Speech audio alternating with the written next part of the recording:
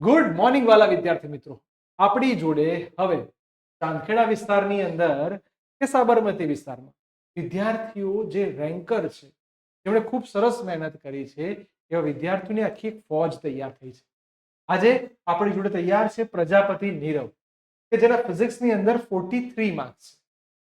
શું કરવું જોઈએ, કઈ બાબતોનું ધ્યાન રાખવું જોઈએ અને દાખલાની અંદર ખાસ મોટાભાગના વિદ્યાર્થીઓને ફિઝિક્સમાં દાખલાથી ડર લાગતો. એ ડરને નાબૂદ કરવાનો અને ડરમાં વધારો નહીં કરવો, એ ડર સામે લડવાનું છે. તો શું કરવું જોઈએ આપણને નીરવ સમજાવશે. Please welcome Nirav. બોલો બેટા, સાયન્સની સફરમાં ફિઝિક્સ થોડું અઘરું પડતું હશે ને એમાં પાછા દાખલા, એટલે ઘણી બધી મુશ્કેલીઓ છે. કઈ રીતે દાખલાની તૈયારી કરવી જોઈએ, શું કરવું જોઈએ?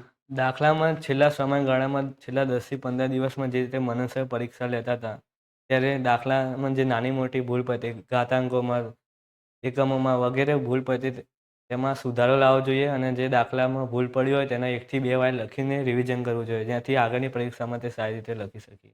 ઓકે, બહુ જ સરસ અને બહુ શોર્ટમાં વાત સમજાવી દીધી કે દાખલાની અંદર તમારે ભૂલ પડે દશાંશની અંદર, એકમની અંદર, તો આ દાખલાની એક્ઝામો જેટલી લેવાય તો એ એક્ઝામોને તમે સુધારી શકશો. દેટ મીન્સ એક્ઝામમાં જે ભૂલો પડી છે એ ફરી ના થાય, એટલે ઘરે જઈને જે ભૂલ પડેલી છે એને એકાદ બે વાર લખી કાઢો એટલે તમારું પરિણામ બી ખૂબ સરસ આવી જાય. ઓકે, દાખલામાં કયું સૂત્ર ક્યારે વાપરવું, કેટલા સૂત્રો આવે, સૂત્રોને યાદ રાખવા માટે શું કરવું જોઈએ? એ માટે તમારે પ્રેક્ટિસ કરવી જોઈએ. દાખલાની પ્રેક્ટિસ કરવાથી આપણે એમસીક્યુમાં તમારી સ્પીડ આવે. ઓકે, બહુ સાચી વાત કરી કે ભાઈ દાખલા બને એટલા ગણ કરવા જોઈએ કે જેના કારણે એમસીક્યુ પાકા થાય. અને સૂત્રો બહુ બધા છે, ત્યારે કયું સૂત્ર વાપરવું, એટલે સૂત્રોની એક નાની ડાયરી બનાવી દેવી જોઈએ, પોકેટ ડાયરી જેવું, કે જેમ બધા સૂત્રો તમે લખેલા હોય.